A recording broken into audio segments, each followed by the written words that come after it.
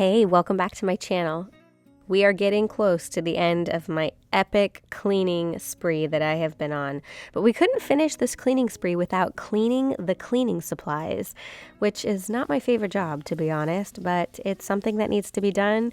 So let's jump right in to cleaning the cleaning supplies, and I'm going to share with you my most used cleaning tools and how I keep them clean.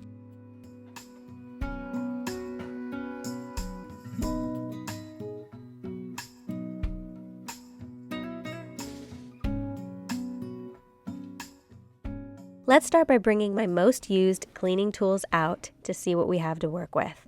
So starting first, we have the Bissell carpet cleaner, which we love, our traditional mop, our cordless vacuum, our steam mop, and then the broom. And all the little accessories that go with these, we're also going to clean. To keep our cleaning tools in tip-top shape and working their best, I like to try to clean them, basically pull out all of the parts and clean everything and take a look at everything just so that they're working properly too. The first one that I'm going to start with is our cordless vacuum. We bought this when we first moved out here, and it's a pretty good vacuum, I will say, for a cordless, but the battery life isn't amazing. We have 2 different batteries that we always keep charged. The big one can get through the whole house, but the small one is better for just kind of little vacuuming here and there throughout the day, just making sure to keep those charged. It also doubles as a handheld vacuum with multiple attachments, which is great for around the house, cleaning out the cars, things like that. But today I'm just going to pull all of the parts apart. I'm going to show you all of the parts, but I'm also going to clean everything.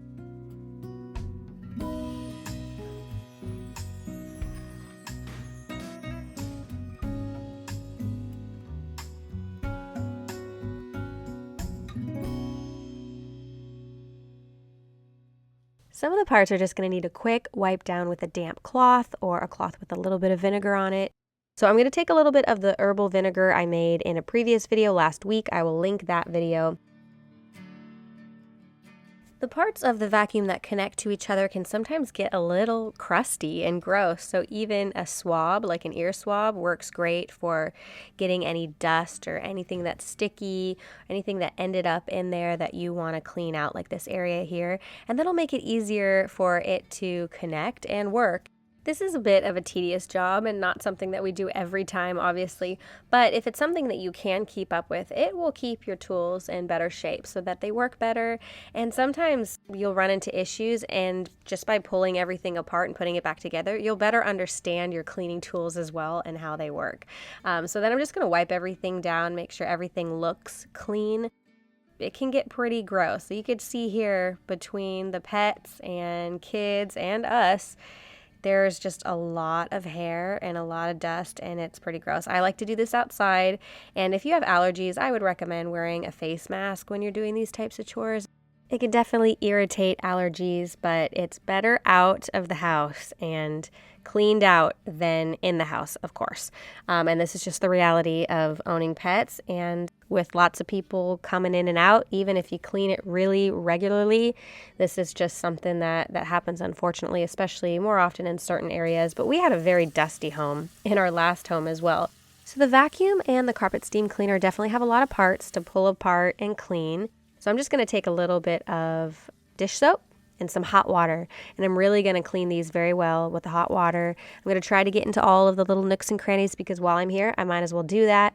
And then I'm going to wipe it down and then bring it outside so it can sit in the sun for about 30 minutes or an hour until it's dry. I'm not going to keep it out there too long, but I do want it to be completely dry before I put everything back together.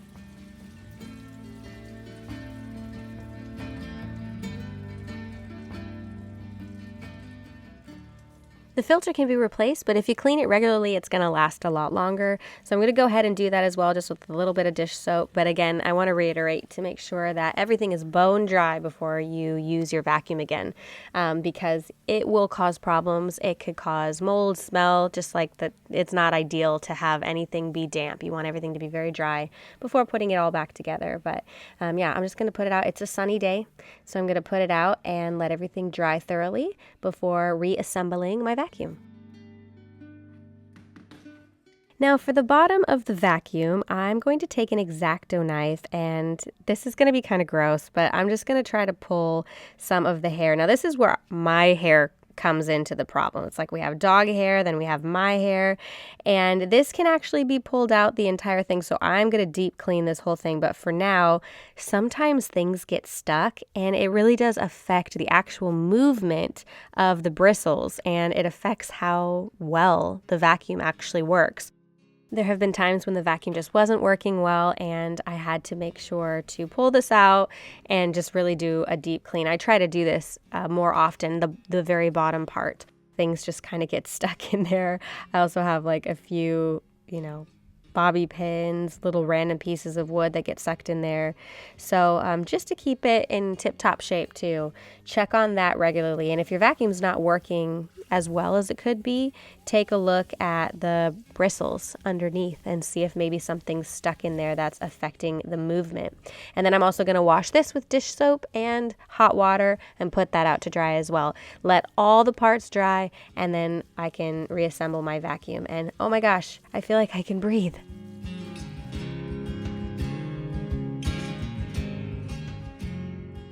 Next up is the steam carpet cleaner. I would say the vacuum and the steam cleaner are the hardest to keep clean and the grossest for sure, because what is it? The carpets are so gross, and I'm not a huge fan of carpets or rugs, but I mean, you got to have something, I feel. And at our last house, it was all hardwood floors, but there was always stuff on the floor. I was always vacuuming and sweeping. So if it's not one thing, it's another. You know what I'm saying? But look at this. Like, I almost didn't want to show you, because that's just so gross. But that's 2 dogs, 1 cat. It's mostly the dogs, and also everybody's shedding right now because it's that time of the year, which is why I do a lot more cleaning. And thankfully we have the vacuum and the rug steam cleaner. But yeah, also it doesn't matter how many times I steam clean the rugs. They are always gross. I just don't know how. So I do put this down the sink. I'm going to deep clean the sink after. You can pour it down the toilet if you prefer, or your bathtub. But I'm going to clean all of the little reservoirs out as well. I'm going to put a little tiny bit of vinegar and clean that, pull all the parts out.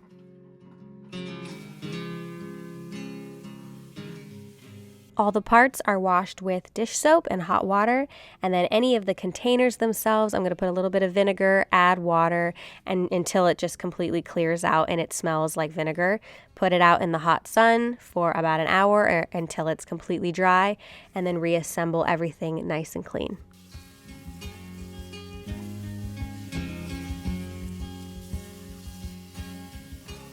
Don't forget to check the bottom of your steam cleaner. Yeah, don't forget to check that. How gross. It's so gross. I'm embarrassed. I'm embarrassed to show you this, but this is the reality.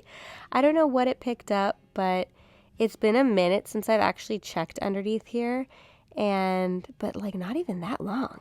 So it's amazing. This past week, I did clean all of the carpets and the rugs, so I also wanted to deep clean the carpet steam cleaner, and I'm just going to get all this grossness off and out and get as much of it as I can cleaned up so that this is nice and clean and ready to go for the next time I need to use it.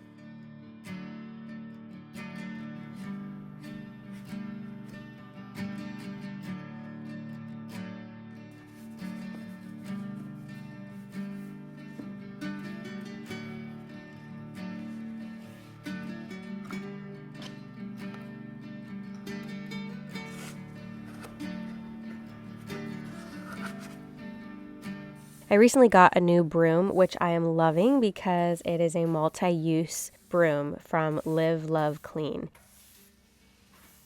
I'm trying to stay on top of keeping it clean because my last broom, it's easy for brooms to just be yucky and gross. So I love that this one can come off and the bristles are really easy to clean. You can also switch it out for a kind of like a Swiffer type mop, which I like as well. Those can be cleaned in the washer. I love that this broom is multi-purpose. It comes in a set. The best way, of course, to keep these tools clean is to just clean them regularly. So I try to stay on top of it, especially with this one because it's a very beautiful set and it's on display. I have it hanging up in the dining room, so I don't want it to look gross. So I've been trying to clean it very consistently. So every few days, I'll just rinse it with some hot water and some dish soap, just like I've been doing with the other appliances today. And I'll let it dry, and then I'll hang it up.